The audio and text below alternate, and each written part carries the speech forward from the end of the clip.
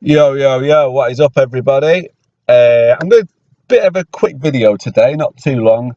I'm an Arsenal boy, and I'm just going to air a few thoughts around Theo Walcott. Honestly, the guy is the most frustrating footballer I have ever come across in my life. Now, we signed Theo what was it, 2006, was it? Something like that, 2005. As a 16-year-old, he went to the World Cup. We know his story. I've watched Theo for the past 10 years. And he's never changed. He's always a very patchy player, and he's so frustrating to watch. I watched him last night against Basel, let's call him, and all of a sudden he looked like Thierry Henry. You know, he scored a great header, he showed desire, and then the second goal he scored, where he took it out wide and put it into the far corner. You know, that was the kind of thing you'd see Henry doing, and it's frustrating because it's there with Theo. It's there. It's in his locker. He's got it. He's got the pace. First touch is sometimes a bit questionable. And I always say with Walcott, he's one of them players where if he has to play on instinct, he is top level. He's really, really good. Whereas if he has time to think about playing football and play the game, he just, I don't know what he turns into. It's frustrating. He becomes a frustrating footballer. I watched him against Chelsea the other day, and he was playing fullback for him. Aspilicueta. Was it Aspilicueta? Whoever it were playing fullback. Because Ivanovic was on the other one, wasn't he? He ruined him. They couldn't handle his pace. Cahill struggled against, he was struggling against Sanchez, but I just don't get Walcott. You know what'll happen. You're going to get this spell where he scores last night. He scored against Chelsea. Scored the game before against Watford, was it? Was it Watford or was it Stoke?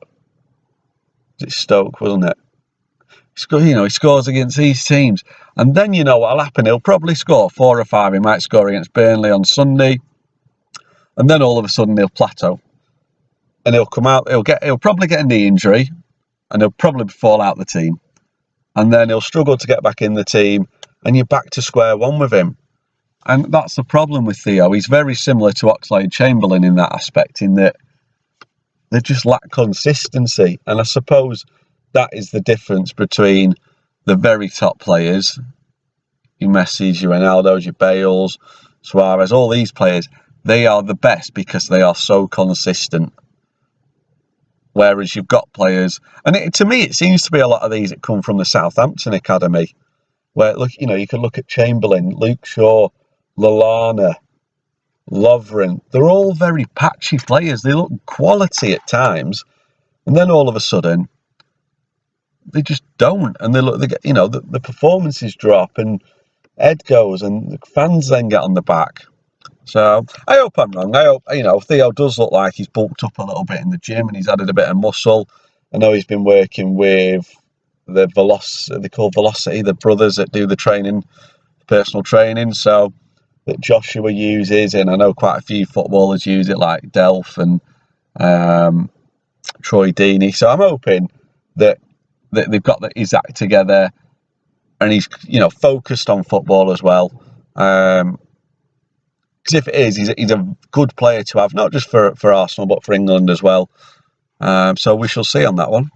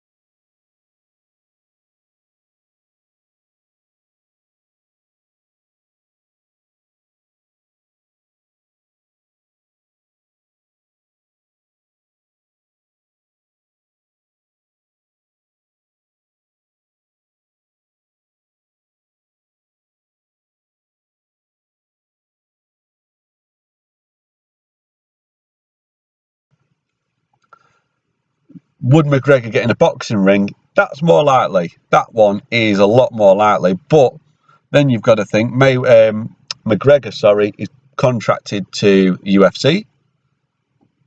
And are the UFC going to go, I'll tell you what, there's our golden ticket, there's our A brand, there's McGregor.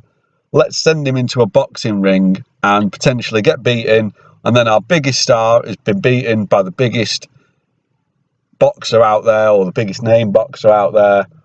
And it just makes us look like watered down product.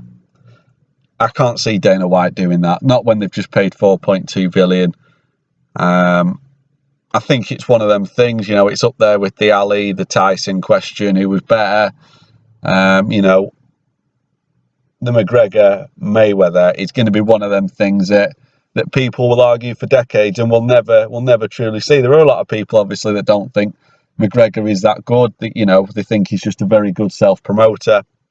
Probably right. He did all right against Diaz, but Diaz was beatable. Fair play to him for stepping up. What he did to Aldo was pretty incredible. What I think with Aldo, he bought into the circus almost that comes with McGregor, and he got in that ring and he had total head loss, and it was just a swing fest, and McGregor landed first. But back to where we were, McGregor, Mayweather, yes, it would be incredible. It would sell out. It'd probably sell out the Dallas football arena. Is it going to happen? The AT&T Bank, is it called?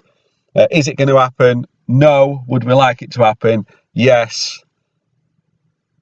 But I just can't see it happening. If it did happen, who would win? If it was a boxing fight, Mayweather would win hands down. I think he'd even probably knock McGregor out. I think the level that Mayweather fights at as a boxer is far higher than what McGregor fights at a boxer. Even though McGregor is a very, very good boxer and trains at Steve Collins' gym, I just think Mayweather is more elite in that aspect. If it was a UFC fight, McGregor would win. McGregor would win hands down. But Mayweather would never get in that situation where it was in a UFC fight, UFC cage, octagon, whatever we're calling it. So that's my thought process around that. I think we're going to see a lot more from this over the next few weeks. You're going to see them calling out, because McGregor's got a fight, and if Mayweather has a fight with somebody, if he returns from retirement, it's just going to promote the guys even more, and it keeps Mayweather's face in the paper, which is something that these guys love. So there's my thoughts, there's my comments. Leave your comments, like, subscribe, and keep listening, keep watching.